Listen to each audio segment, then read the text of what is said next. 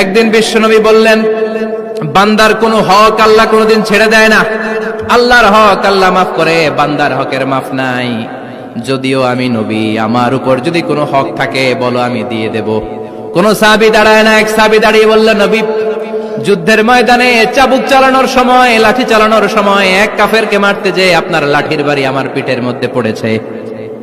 আপনি যেহেতু এই কিসাসটা আদায় করতে চান, আপনার পিঠে আমি লাঠির বাড়ি মেরে এটারে শোধবোধ করে দিতে চাই। তোরে শোধবোধ করাই।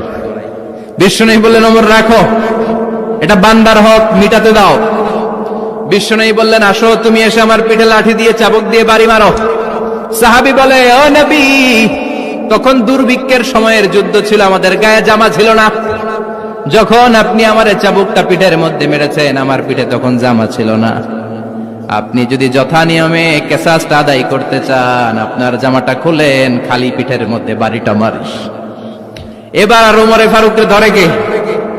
এদিকে আয়, তোরে দেখাইতেছি। বিশ্বনবী বললেন, ওমর থামো, মারতে দাও। বিশ্বনবী উনার জুব্বাটা উপরের দিকে উঠালেন, পিঠের মধ্যে বাড়ি দেওয়ার জন্য ওই সাহাবীকে ডাকলেন। ওই সাহাবী বিশ্বনবীকে পিছন দিক থেকে জড়িয়ে ধরে ওই মোহরে নবুয়তের মধ্যে চুমু দিয়ে ফেলেছে। সাহাবী বললেন, নবী গো, এই নাটক করার জন্য আপনি আমারে মাফ করে দিয়েন। আপনি বিশ্বনবী, উদম গায়ে আপনারে দেখা যায় না, খালি গায়ে আপনারে দেখা যায় না। শুনেছি আপনার পিঠের মধ্যে মোহরে নবুয়ত আছে। অনেক দিনের সাধনা, জল্পনা কল্পনা, আপনার মোহরে নবুয়তে আমার ঠোঁটটা আমি লাগাবো। আপনার মোহরে নবুয়তের মধ্যে আমার ঠোঁটটা লাগিয়ে আমার ঠোঁটটারে আমি জাহান্নাম থেকে পরিত্রাণ করাবো। এজন্য প্ল্যান প্রোগ্রাম করে এতক্ষণ আপনার জামাটা খুলতে বলেছি। আপনার উপরে আমার কোনো হক নাই। আমার আব্বা মা, আমার সম্পদ, আমার জীবন আপনার জন্য কোরবান গো নবী। বিশ্বনবীর পিঠে বাম দিকে খাতামুন নবুয়া ছিল, মাহরে নবুয়া। কোন বর্ণনা এসেছে উনি এই মাহরে নবুয়া দিয়ে পিছন দিকে দেখতেন। বিশ্বনবী যখন নামাজ পড়তেন উনি বলতেন, ইস্তাকিমু ওয়া'তাদিলু ইয়ারহামুকুমুল্লাহ, কাতার সোজা করো, ফাঁকা জায়গা বন্ধ করে দাও। কারণ আমি সামনে যেমনি দেখি, পেছনেও তেমনি দেখি। অনেকে বলেন বিশ্বনবী পেছনে দেখতেন এই মাহরে নবুয়তের জায়গাটা দিয়ে। এটা ছিল বিশ্বনবীর behind CC camera, behind close circuit camera. আল্লাহু আকবার। বিশ্বনবী ছাড়া কোন নবীর পিঠে এরকম মাহরে নবুয়া ছিল নাকি? কথা বলেন। এজন্য ওই নবীরে গালি দিলে সহ্য হয়? কথা বলেন, সহ্য হয়? আবিয়াদুল ইবতাইন, বগল ছিল শুভ্র সাদা। আমাদের বগল কি সাদা? দুর্গন্ধ, কুৎসিত, কালো, তাই না? বিশ্বনবীরটা কালো? কথা কোন? শুভ্র সাদা। আমরা দোয়া করি এভাবে। বিশ্বনবী মাঝে মাঝে দোয়া করতে করতে বৃষ্টির জন্য যখন দোয়া চাইতেন, আরাফার ময়দানে যখন দোয়া চাইতেন, দোয়া করতে করতে হাতটারে উপরের দিকে করতেন। সবাই এরকম হাত তোলেন, সবাই হাত তোলেন। বিশ্বনবী মাঝে মাঝে আবেগের চোটে এইখান থেকে হাতটা এই জায়গায় নিয়ে যেতেন। সুবহানাল্লাহ। বিশ্বনবী যখন হাত আবেগের চোটে উপরের দিকে উঠাতেন, বিশ্বনবীর বগল দেখা যেত। সাহাবারা বলতেন, হাত্তা ইউরা বায়াদু ইবতাইহি, এই সুযোগে আমরা দেখতাম ওনার বগলটা ধবধবে সাদা, কোনো দাগ ছিল না। মুস্তাওয়াল জাবিন, প্রশস্ত ললাট ছিল। আসাম্মুল আনফ, খাড়া নাক ছিল। বিশ্বনবীর নাক কিন্তু বোচা ছিল না। এরকম চ্যাপটা নাকরে আপনারা কোম্পানিগঞ্জে কি বলেন? চাকমা? কি নাক? হ্যাঁ, বুসা, নাক বুসা বা বোচা। বিশ্বনবীর নাক এই চাকমা স্টাইলে নাক ছিল না, খাড়া ছিল, খাড়া নাক ছিল। সুবহানাল্লাহ পড়ো। মুফাল্লিজুল আসনান, দাঁতগুলো ছিল পরিপাটি। বিশ্বনবীর দাঁতের দিকে তাকালে, বিশ্বনবীর হাসির দিকে তাকালে মনে হতো হাসিতে যেন মুক্তা ঝরে। বিশ্বনবী দেখতে কেমন ছিল আন্দাজ পাচ্ছেন না মোটামুটি?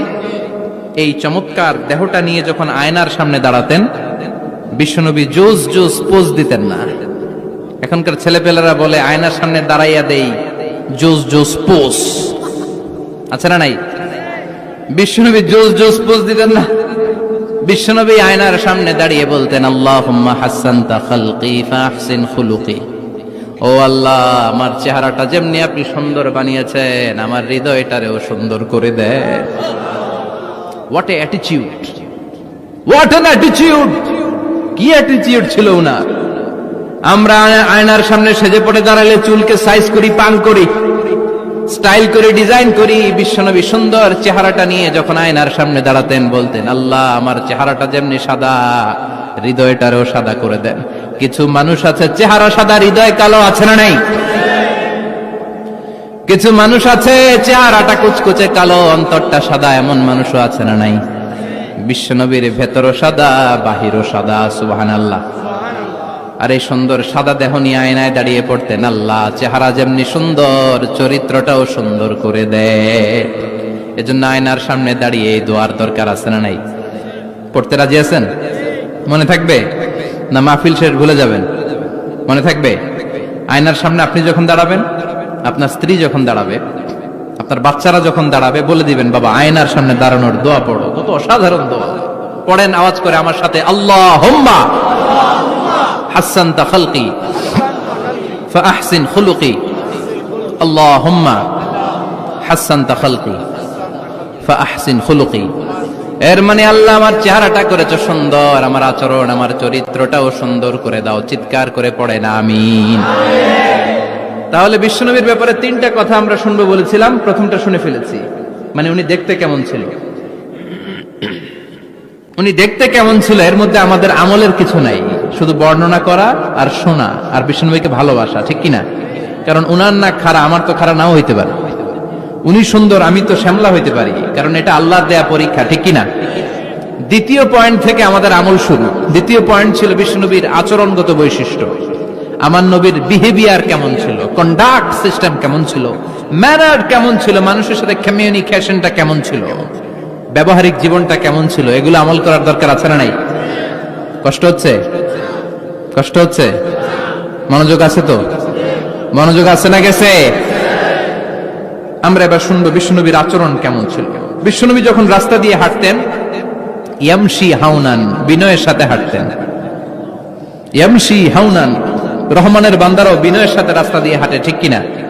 وعباد الرحمن الذين يمشون على الأرض هونا وإذا خاطبهم الجاهلون قالوا سلاما।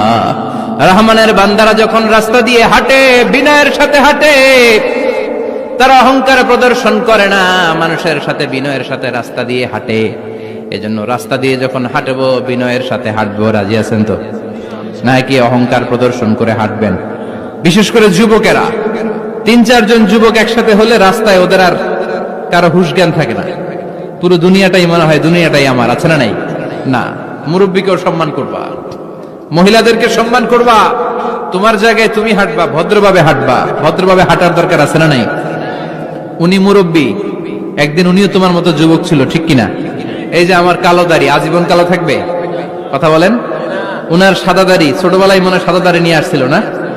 হ্যাঁ, উনিও একদিন তাগড়া যুবক ছিল, উনিও কোম্পানিগঞ্জ বাজারে দাঁড়ালে লোকজন তাকিয়ে থাকতো, ঠিক কিনা? তার মানে রং ধরা যৌবন জং ধরে শেষ। যৌবন সব সময় থাকে না, সার্টেন একটা পিরিয়ডের জন্য আল্লাহ দিয়েছে। এজন্য যুবক ভাইরা, তোমাদের রক্ত গরম, তোমাদেরকে বিনয়ী হতে হবে বেশি, ঠিক কিনা? রাজি আছো তো সবাই? বিশ্বনবী বিনয়ের সাথে হাঁটতেন। ওয়াকানা ইয়াতাবাসসাম, সবসময় মুচকি হাসতেন। কি করতেন? মুচকি হাসেন তো আপনারা? হাসেন না? মুচকি হাসবেন, কারণ মুচকি হাসতে পয়সা লাগে না। লাগে? মুচকি হাসি দেন তো একটা। এই যে সবার এখন মুচকি হাসি, পয়সা লাগছে? কথা কন। তাবাসসুমুকা ফি ওয়াজহি আখিকা সাদাকা, you smile to your brother, it's a charity. তুমি তোমার ভাইয়ের দিকে তাকিয়ে যে মুচকি হাসবে, এত সদকা দেওয়ার সওয়াব হয়ে যাবে। বিশ্বনবী সব সময় মুচকি হাসতেন। হাসি 3 ধরনের, তাবাসসুম, দিহক, কাহকাহা। কাহকাহা মানে অট্ট হাসি, আলিফ লাইলার দত্তরা যেমন হাসি দেয়, ওই হাসি। এটা নামাজের মধ্যে কেউ দিলে নামাজও শেষ, ওযুও। আর দিহক, হালকা আওয়াজে হাসি, সামান্য দাঁত দেখা যায়, মাঝে মাঝে বিশ্বনবী মজা করে এরকম হাসি দিতেন, কিন্তু সব সময় বিশ্বনবীর ঠোঁটের মধ্যে মুচকি হাসি লেগেই থাকতো। তাহলে আমরা বিনয়ের সাথে হাঁটবো, নাম্বার 1। নাম্বার 2, সবসময় মুচকি হাসবো। রাজি আছেন? ঘরে যেই স্ত্রীকে একটা মুচকি হাসি দিবেন, আজকে রাতেই দিবেন, যেই একটা মুচকি হাসি। রাজি আছেন? হ্যাঁ, ভালোবাসা বাড়াই দিবে কে? কথা কয় না। ভালোবাসার কথা আসলে আওয়াজ কমে যায়। ভালোবাসার কথাও কোরআনে আছে না নাই? আল্লাহু আকবার। আল্লাহ দাম্পত্য জীবনের ভালোবাসা তুমি বাড়িয়ে দাও। ইযা ইলতাফাতা ইলতাফাতা জামিআন। এই দুই একজন ওঠা বসা করতেছে কেন? ওঠা বসা করা যাবে না, বসেন। আর অল্প কয়েক মিনিট কথা বলবো। এখানে তো অনেক বিশৃঙ্খল, আমি তো বলতেছি না কিছু, অনেক বিশৃঙ্খল হয়ে গেছে মাহফিলটা। ওঠা বসা করা যাবে না, বসেন। 2-4 মিনিট কথা বলে আমরা একসাথে বিদায় নিব। কারণ এই মাহফিলগুলোর একটা সৌন্দর্য আছে, আপনি ওঠা বসা করলে সৌন্দর্যটা নষ্ট হয়। আপনি কি মনে করছেন শুধু এই মিডিয়া কর্মীরাই ভিডিও করে, ফেরেশতাদের ভিডিও নাই? ওয়া কুল্লা শাইইন আহসাইনাহু ফি ইমামিম মুবিন। ফেরেশতাদের ভিডিও ক্যামেরার নাম ইমামুম মুবিন। সুবহানাল্লাহ পড়েন। এই ইমামুম মুবিন নামক ক্যামকর্ডার, এটা দিয়ে তারা রেকর্ড করে নিয়ে যায়। এজন্য ওঠা বসা করলে এটা সুন্দর লাগবে। কথা বলেন। আর উঠবেন কেউ? আর কয়েক মিনিট কথা বলবো, আমরা কেউ উঠবো না ইনশাআল্লাহ। পড়েন। ইযা ইলতাফাতা ইলতাফাতা জামিআন। বিশ্বনবীর যদি ডানে বায়ে কোথাও তাকানোর দরকার হতো, উনি আর চোখে তাকাতেন না। অনেকে এইভাবে বসে আছে, ডানে এমনে তাকায়, এমনে আছে না নাই? এইভাবে এমনে তাকায়, আছে না নাই? এভাবে তাকানো যাবে না। বিশ্বনবী ডানে তাকানোর দরকার হলে ইলতাফাতা জামিআন, অ্যাবাউট টার্ন, ঘুরে যেতেন, ঘুরে এইভাবে তাকাতেন। আবার বায়ে তাকানোর দরকার হলে বুকটা নিয়ে, শরীরটা নিয়ে ঘুরে যেতেন, এইভাবে তাকাতেন। সুবহানাল্লাহ পড়বেন না? আর চোখে তাকানো কি ভালো স্বভাব? বিশ্বনবী ইযা ইলতাফাতা ইলতাফাতা জামিআন, যেদিকে তাকাবেন ওদিকে ফুল্লি মনোনিবেশ করতেন, তারপরে তাকাতেন। সুবহানাল্লাহ পড়েন। ওয়া কানা মুস্তাহিয়ান, লাজুক ছিলেন, বেশ লাজুক। এখন সমাজে লাজুকতা নাই, লাজ শরম আমরা হারাতে বসেছি, ঠিক কিনা? বিশ্বনবী আসাদ্দু হায়াআন মিনাল আযরা ফি খিদরিহা, যেই মেয়েদের বিয়ে হয় নাই, এমন ভার্জিন নারী, কুমারী নারী যারা পর্দার ভেতরে অনেক লাজুক হয়ে বসে থাকে, বিশ্বনবী পর্দার আড়ালের ওই কুমারী নারীদের চাইতেও বেশি লাজুক ছিলেন। এত লাজুক ছিলেন, এত লাজুক ছিলেন, লজ্জা পেলে চেহারাটা বিশ্বনবী লাল হয়ে যেত। ছোট্টবেলায় হালিমাতুস সাদিয়ার বাড়িতে যখন দুধ খেতে গিয়েছিলেন, বিশ্বনবীর দুধমা হালিমাতুস সাদিয়া বলে, এই কুরাইশি মুহাম্মদ ছেলেটাকে কখনো কাঁদতে দেখি নাই। ক্ষুধা লাগলেও কাঁদে না, ব্যথা পেলেও কাঁদে না, শুধু লজ্জাস্থানের জায়গা থেকে কাপড়টা একটু সরে গেলে ছোট্ট মোহাম্মদ চিৎকার দিয়ে ওঠে। কি বুঝে সে? ক্ষুধা লাগলেও কাঁদতো না, ব্যথা পেলেও কাঁদতো না, লজ্জাস্থানের জায়গা থেকে কাপড় সরে গেলে বিশ্বনবী চিৎকার দিয়ে উঠতেন। সুবহানাল্লাহ পড়েন। এজন্য লজ্জা শরমের দরকার আছে না নাই? ইযা লাম তাস্তাহি ফাসনা মা শি'তা। যদি লজ্জা শরম না থাকে, যা মন চাই তাই করতে পারো। এটা আমাদের বাংলাদেশে ব্যাপক। লাজ শরম কিচ্ছু নাই, যে যেটার যোগ্য না সে সেইটা করতে যায়, ঠিক কিনা? এই যে হিরো আলমের মনোনয়ন নিয়ে টানাটানি, কোন লজ্জা শরম আছে? আমার যোগ্যতা থাকতে হবে না? আমাকে রাজনীতি জানতে হবে না? আমাকে যদি আজকে বলে মিজানুর রহমান আজহারী আপনি অনেক কোয়ালিফাইড লোক, আপনি কালকেই দেশের প্রধানমন্ত্রী, আমি ওই জায়গায় বেহুশ। কারণ আমার নাই কোনো রাজনৈতিক জ্ঞান, নাই কোনো ডিপ্লোম্যাটিক জ্ঞান, নাই কোনো কূটনৈতিক জ্ঞান, এই কাজ আমার নয়।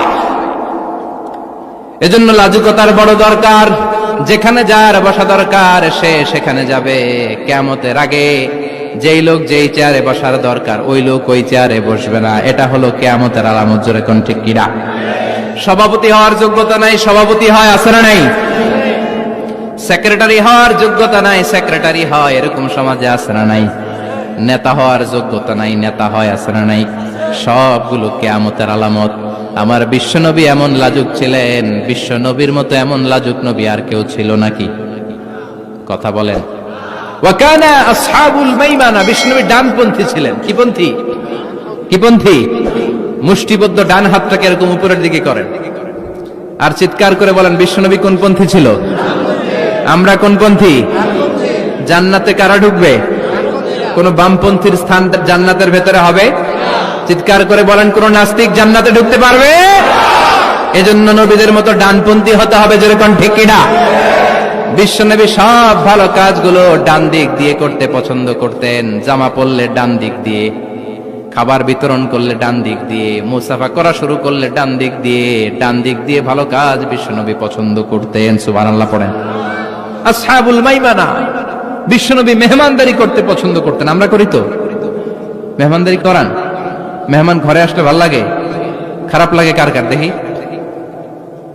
সবার ভালো লাগে, কিন্তু আমরা অনেকে খুশি হই না। মেহমান আসলে নাখোশ হই, নিজেই খাইতে পাই না। মেহমান আইসে কে? খাওয়ামু করতে, খাওন নাই, যেন ও খাওন বানাইছে। খাওন পাঠায় কে? রিজিক দেয় কে? গোটা বিশ্বের সবাই মিলে আমরা একটা চাল বানাতে পারবো নাকি? ওমিয়া চাইনিজ চাউল না, চাইনিজ ডিম না, ওগুলো সবাই পারে, ঠিক কিনা? আল্লাহর বানানো ন্যাচারাল চাল, গাছের মধ্যে হওয়া যেই চাল, ধান আল্লাহ তৈরি করেছে, এরকম ধান, এরকম একটা পেয়ারা, এরকম ছোট্ট একটা কমলার টুকরা গোটা বিশ্বের সবাই মিলে বানাতে পারে নাকি? এজন্য রিজিকের মালিক কে?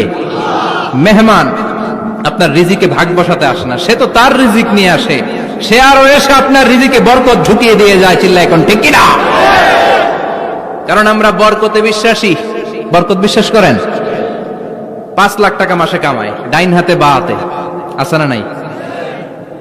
হালাল হারাম ইচ্ছা মতো কামায়, মাস শেষে কিচ্ছু থাকে না, এরকম ডাকাইত আছে না নাই?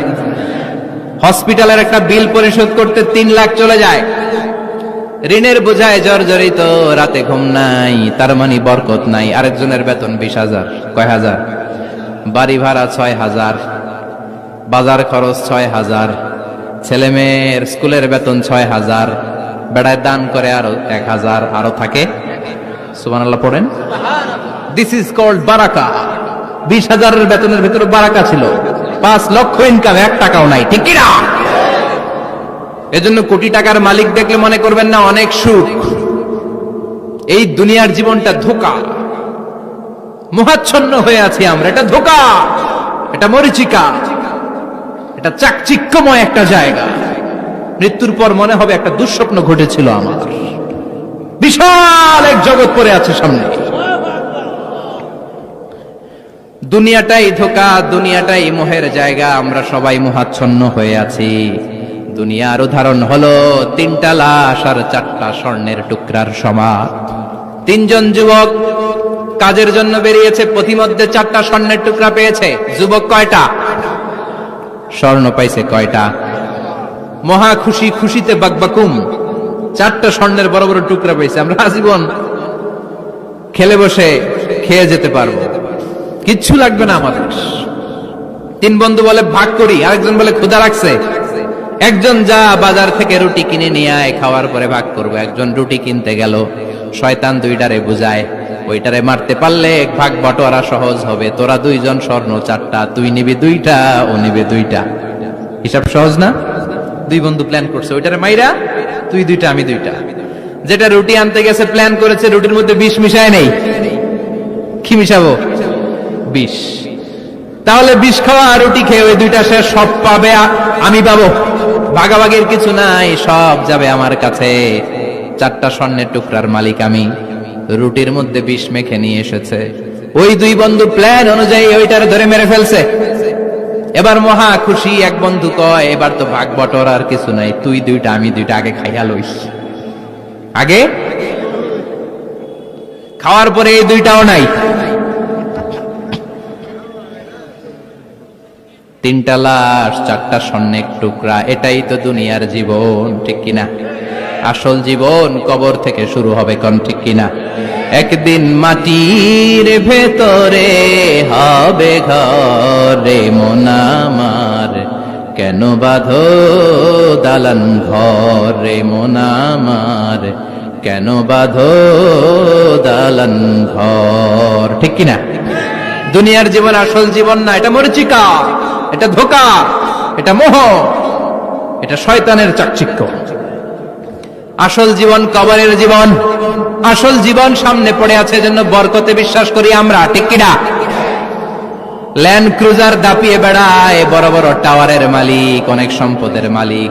এটা দেখেই মনে করবেন না অনেক সুখে আছে, ঘরে যেয়ে দেখেন কোনো সুখ নাই, ঠিক কিনা? সাধারণত টাকা যার বেশি দুঃখ তার বেশি, টাকা যার কম সুখ তার বেশি। সুবহানাল্লাহ পড়েন। আল কানাআতু মিনাল ইসলাম। এজন্য আমার শ্রমিক ভাইয়েরা, আপনাদের এক পা জান্নাতে এমনি ঢুকে আছে। নামাজ পড়বেন, মা বাবার খেদমত করবেন, ইসলামের নিয়মগুলো মানবেন, দ্বিতীয় পাটাও জান্নাতে ঢুকায় দিবে কে? আর যারা কোটি কোটি টাকার পাহাড় বানিয়েছে, ওদের হিসাবের ফিরিস্তি অনেক বড়। বিশাল বাড়ির মালিক, ল্যান্ড ক্রুজার চালায়, সাবরোলেট চালায়, পোরশে, ফারারে, ল্যাম্বরগিনি চালায়, আছে না নাই? ঘরে সুখ নাই, রাতে ঘুম নাই, টেনশন আর টেনশন, 4টা ট্যাবলেট খেয়ে আধা ঘন্টা ঘুমাতে পারে না, এরকম ধনী আছে না নাই? সব ধনীরা আবার এক পাল্লায় মাইপেন না। হালাল পন্থায় মাথার ঘাম পায়ে ফেলে যেই ধনী ব্যবসায়ীরা বড়লোক হয়েছে, ওদের ঘরে ঠিকই শান্তি আছে। তার মানে টাকা যার বেশি, অসুখ তার বেশি, কিচ্ছু খেতে পারে না। দেখবেন ধনীদের খাবারের ডায়েটে থাকে ভেজিটেবলস আইটেম, ঠিক কিনা? এমনি হজম হয় না, আবার ডাক্তারের কাছে গেলে বলে কিচ্ছু খাবেন না, খালি ঘাস খাবেন। কি খাবেন?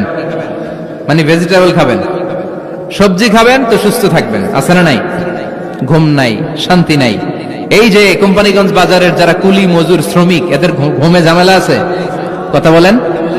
ধনী পয়সাওয়ালা কোটিপতি, সে ঘুমের ট্যাবলেট খায়। ঘুমের জন্য যে ট্যাবলেট লাগে রিক্সাওয়ালা ওইটাই জানে না, ঠিক কিনা? 1000 কোটি টাকার মালিক হলে বাড়ি কিনা যায়, গাড়ি কিনা যায়, সুখ কিনা যায় না। কোম্পানিগঞ্জ বাজারে সুখ বিক্রি হয় এমন দোকান আছে নাকি? কথা কন, একটাও নাই। কি করলেন আপনারা? সুখের দোকান দিতে পারলেন না? কি আজীব তামাশা। টাকা দিয়ে সুখ কিনা যায় না, গাড়ি কিনা যায়, বাড়ি কিনা যায়, কিন্তু সুখ নো ওয়ে, কেনা যায় না। টাকা হলে জাজিম কিনা যায়, বালিশ কিনা যায়, ঘুম কিনা যায় না। ঘুম কিনা যায়? ফার্মেসিতে ডাক্তারের কাছে যে যদি বলেন 2000 টাকার ঘুম দেন, দিবে? ডাক্তার কি বলবে? দূর মিয়া, আমারই ঘুম আসে না, তোমারে আমি ঘুম বিক্রি করুম। আচ্ছা না নাই? শ্রমিক ভাই, রিক্সাওয়ালাদের ঘুমের ঝামেলা নাই। যেখানে রাইত ওইখানেই, যেখানে রাইত ওইখানেই কাই। ওর মাথা লাগতে দেরি বিছানায়, নাক ডাকতে দেরি হয়, ওর নাকের ডাকের আওয়াজে ট্রাকের ইঞ্জিনও ফেল, ঠিক কিনা? এজন্য আমরা বরকতে বিশ্বাসী। অল্প খাবো, অল্প পড়বো, অল্প জমাবো, অল্পের ভেতর বরকত দিয়েছে কে? এজন্য মেহমান আসলে বিশ্বনবী খুশি হতেন, আমরাও মেহমান আসলে খুশি হব। রাজি আছি না নাই? সবাই রাজি? মেহমানদারি করাবেন তো? এরপরে বিশ্বনবী ইনসাফ করতেন। কি করতেন? ইনসাফ করতেন। বিচার করার সময় বিশ্বনবী ইনসাফ করতেন। গোটা বিশ্বকে ইনসাফ শিখিয়েছেন বিশ্বনবী। আমাদের দেশেও তো ইনসাফ হয় না? হাইকোর্টে, সুপ্রিম কোর্টে, গ্রাম্য সালিশে আছে, আছে। আহা, আহকামুল হাকিমিনের দরবারে সবগুলো বিচার আবার বসবে। চিল্লায় বলেন ঠিক কিনা? অমিয়া দুনিয়াতে বিচারপতি বিচারের রায় দেয়, ওই বিচারপতিরও বিচার আছে না নাই? সবচেয়ে বড় বিচারপতির নাম কি? বিশ্বনবী ইনসাফ করে গোটা বিশ্বকে দেখিয়ে গেলেন কেমন করে বিচার করতে হয়। বিশ্বনবীর কাছে কখনো বিচার আসলে বিশ্বনবী দুই পক্ষের কথা শুনে রায় দিতেন। পড়েন সুবহানাল্লাহ।